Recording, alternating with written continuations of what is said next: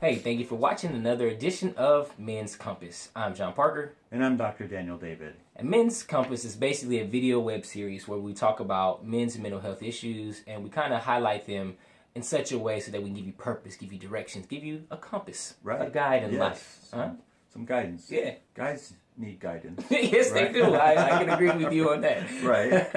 And we are definitely guys who have needed guidance. Right, exactly. And so we are, I guess, the people that are Right. necessary to lead this conversation. Sure. And today we're kind of talking about how you can avoid the post-work slump that happens for a lot of guys when they're going home and maybe into situations where they got kids at home or they got a wife or a significant other or a spouse or whoever that has needs, and we haven't quite dealt with our own stuff enough to kind of take on what the house provides us with. Give me some background on that, man. What's your take on this? Well, you know, a lot of guys come to me and say that they have arguments with their significant other when they get home. Okay.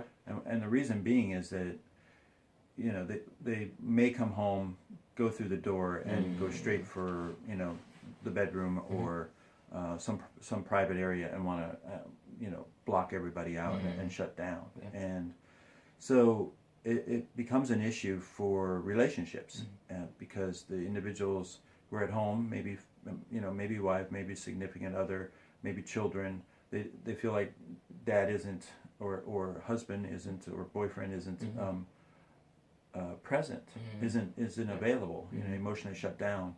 And I've actually had women come into my office and say, you know, I don't know what to do. He comes home and he goes to his room and he doesn't come out until dinner time, and you know, I feel, you know, as though we're not talking or connecting. So it is an issue. It's a problem. So something that we need to look at and talk about.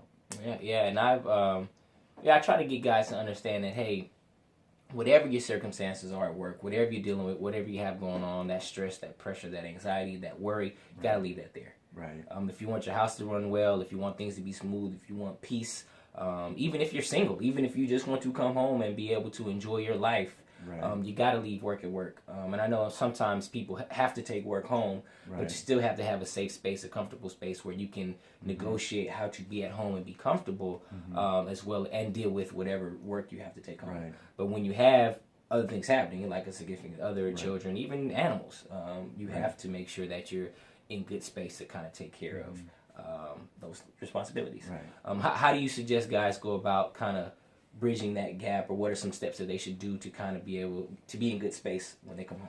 Well, even for me, I mean, in the family, you know, we have a sit down and we talk about, you know, when I come home, you know, I need about 30-minute time out, and it doesn't mean that I'm not engaged or I'm not wanting to be engaged. It just means I need some wind down time, so it's the timeout zone. And I ask guys to really talk about this with their significant others and their families about, it's not that dad's angry or you know, the guy is not wanting to engage. It's just that we leave work and we've been on all day, and that stress just builds up. And then we got traffic, you know. We live in Atlanta. Jeez. And it's got, you know, the traffic is stressful. It's like a whole day's worth of stress in an hour, right? So coming home and greeting everyone, saying, hey, I'm home, glad to see everyone, give everyone a kiss, then go and into my room, take care of myself, wash up, you know, relax a little bit. It's just a need to wind down. And then once I wind down, and I ask guys to really then pay attention to once they've kind of calmed down and de-stressed for a moment and relaxed, to come out into the home and be present. You know, be present there for your partner, significant other, and for your children, for your pets. My dog wants to play ball. You know, he brings me the ball. He's like, let's play ball. I haven't seen you all day.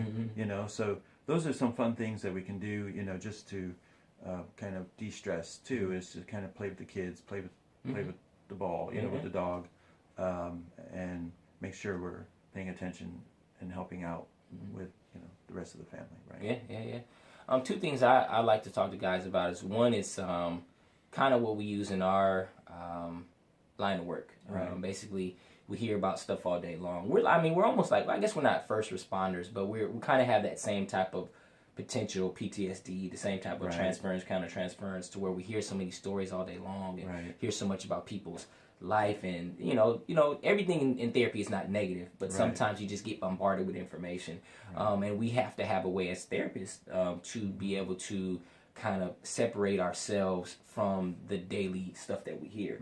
And one of the things I like to encourage people to do, regardless of what kind of line of work they're in, is on your way home you got to have a bridge to cross. Right. Yeah. And so it's basically a marker that you set up or something that you do that kind of gets you out of the mindset of what you've done all day long.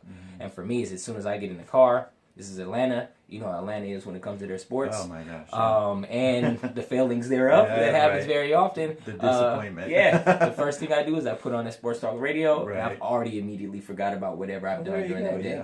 Shutting it off. And it's funny that I don't know. Well, I won't talk bad about Atlanta and their sports we love Atlanta. Town, right? It's good, but it's just when you listen to sports talk radio in Atlanta, you get your mind is instantly taken off of whatever woes you had, because these people are passionate and they're sad about the things that happen here. But if you also can have a very specific, landmark that says, hey, once I get to this freeway, once I get to this literal bridge, once I get to this particular McDonald's or whatever place that you've identified as a landmark, I'm not going to give any more mental space or thought to what my day had. Right. So that you're literally setting the agenda for, hey, stop. We're not going to think about these things anymore, and you've crossed that bridge.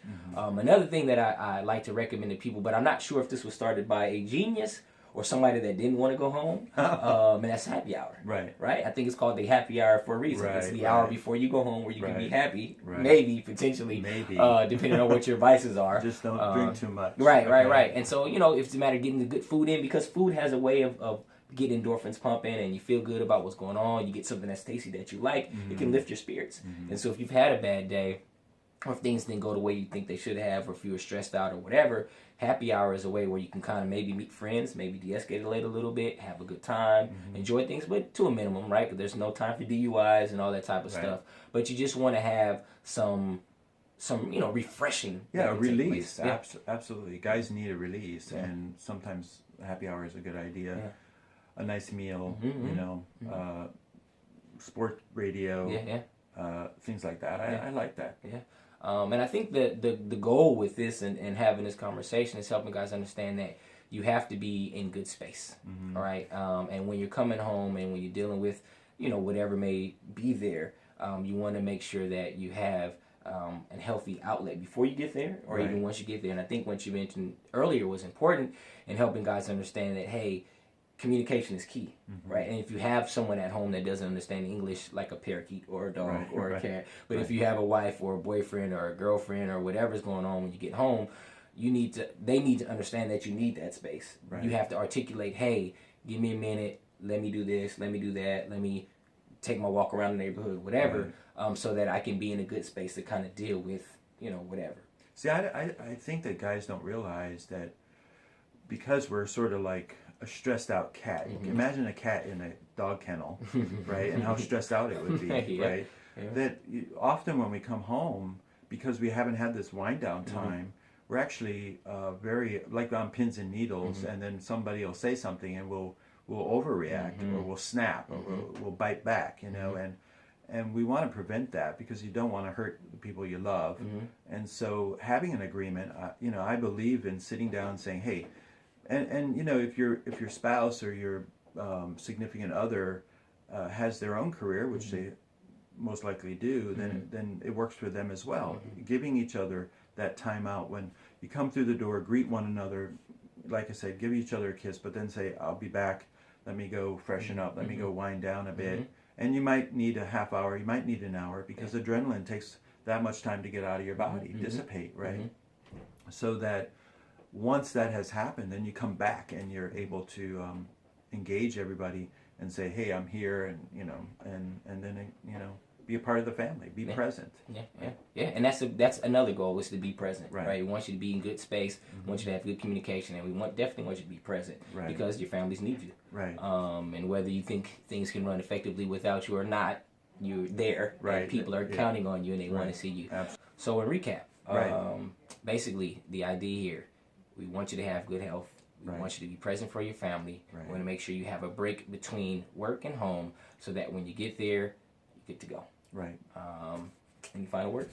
No, I just would like for everyone to, if you like this video, to subscribe, and then also feel free to comment and ask questions so that maybe we can do some future shows for guys who are interested in this sort of thing. We're here to help, so the more information you give us, the more we can help. So good seeing everyone. Yeah, feel free to share with your friends. Right. I'm John Parker. And I'm Dr. Daniel Davis. And this has been Men's Compass. Yes. Thank you for tuning in. Thanks.